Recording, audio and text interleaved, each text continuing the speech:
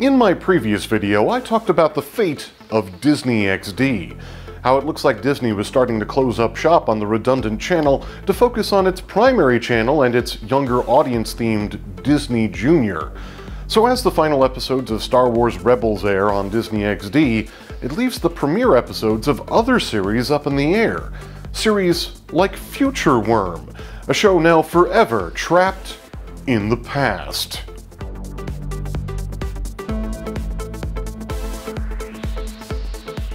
Firstly, shut up. Future Worm is great. Don't believe me? Check out my video explaining why.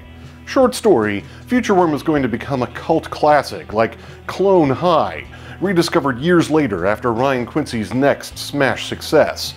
If you're simply discounting it because of the art style, or from a surface-level skim of the premise, or without even watching it in the first place, you are doing yourself a terrible disservice. Critically, the biggest problem with Future Worm is that it's built in the micro, but really works best on the macro. Part of the mind-breaking charm of this series is being told from the outset that the time travel mechanic and silly misadventures don't matter in any grand way, but realizing over the course of the show that everything does matter. And as the series unfolds, all the little pieces start to fit together and make more sense. Now, I know what you're thinking, but you're wrong. The best comparison for Future Worm is not Rick and Morty. Many saw the crazy sci-fi and time travel and dimension hopping and labeled it Rick and Morty for kids. And that's not true at all. It's like saying that Inspector Gadget and RoboCop are exactly the same person because they're both cyborgs. Future Worm actually functions a lot more like the earliest episodes of Adventure Time. Before the lore was established, crazy, dark things would happen, and they were seemingly dismissed and forgotten because it's just a wacky, episodic kids' TV show.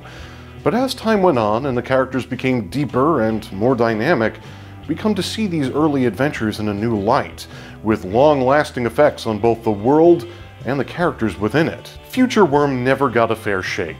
Not from Disney, and certainly not from snotty internet critics and commenters who dumped on it just because it was popular opinion. It never had the chance to find its audience, which, admittedly, probably skewed much older than Disney first expected. I mean, I don't think many under 30 got the amazing Star Trek The Next Generation spoof that is, Stake Starbolt, the best generation. So, why am I making this video?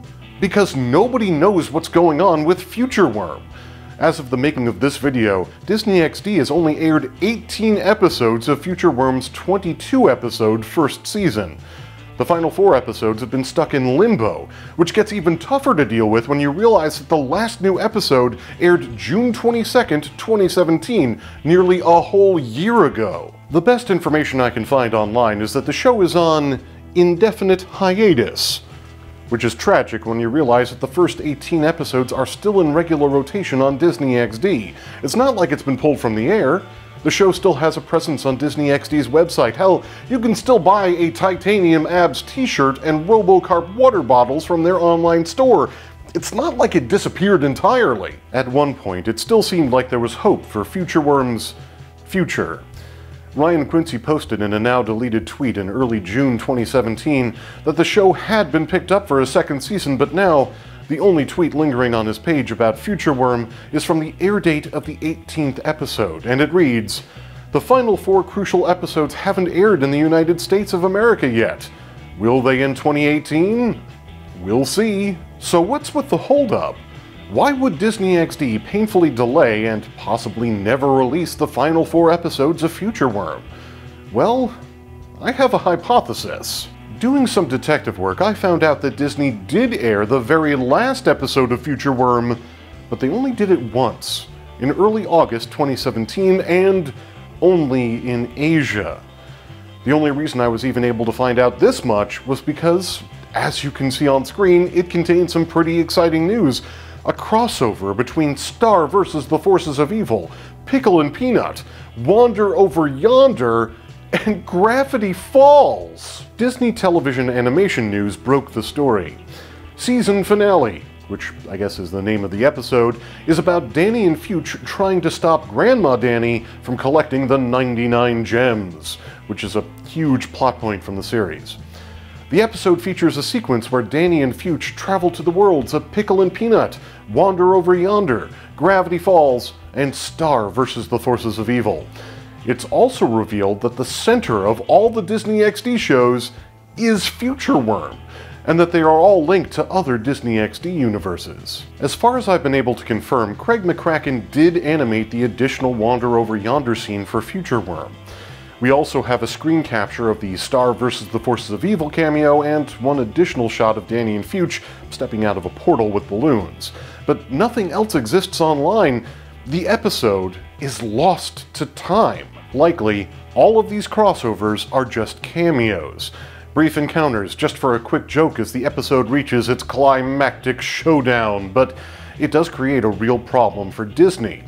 How do you proudly present a series finale that so strongly connects a now cancelled series to a show that completed proudly, two cancelled series, and it has the gall to position itself as more important than the last remaining Disney XD series from that time that's just about to air its 4th season on a different cable channel? The answer is... you can't. They're stuck. And they get even more stuck with each passing day. Future Worm is stuck in the past. It anchored itself to its sister shows that all died one by one around it, and now it's stuck dragging their corpses. What would have been the coolest multiverse crossover event / series finale in TV history is now just a hollow gesture. A pathetic gasp of the previous generation of Disney animated TV. And while that does make me incredibly sad, it also makes me angry at Disney XD, who squandered the potential of this series by dropping new episodes at 3 in the morning. And that's not a joke.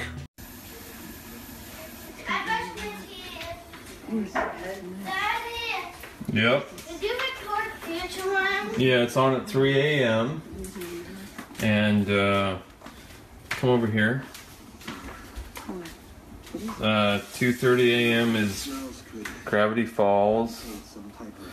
Then Future Worm, then Pokemon something, the Sari. Should I wake you up? Yes? What time? 2:30? 2:45. 2:45 a.m. Okay. Alright, I will. I don't know what the reach of my show is anymore. I don't know if this message will reach anyone at Disney XD with even an ounce of power, but as a fan of Future Worm, I am asking that you please release the final 4 episodes. You don't need to make a big deal out of it. You don't need to take up your precious primetime Pokemon repeats in your schedule. Just dump them again at 3 in the morning, or any of the regular Future Worm time slots. I don't care where they end up. Just air them once and release them to iTunes and other streaming services, so fans like me who paid full price for the 2nd volume of Future Worm episodes can finally download them. If you, like me, would like to see these episodes finally released in America, please sound off in the comments below so Disney XD can see our interest. And if you don't want to see these episodes released, shut up. Go away. Nobody asked you. The series finale of Future Worm is a love note to a now bygone golden age of Disney TV animation. A world I loved deeply and want to visit again just one last time. Disney, you have the chance to let audiences go back in time alongside one of the best time-traveling heroes ever to grace TV screens. Don't keep that from us. Thanks for watching. As every YouTuber is keen to remind you, please like this video and share it with other folks who also care about Future Worm, Pickle and Peanut, Wander Over Yonder, and Gravity Falls. And if you like what you've seen, please check out my other videos and be sure to subscribe. And if you have subscribed, be sure to click that bell icon next to the sub button. Secret screening is made easier thanks to the help of the amazing patrons you now see on your screen. But I would like to specifically thank Artemis Myths, John R. Blaker, Dr. Girlfriend, T.N. Newton, and Dan Thompson.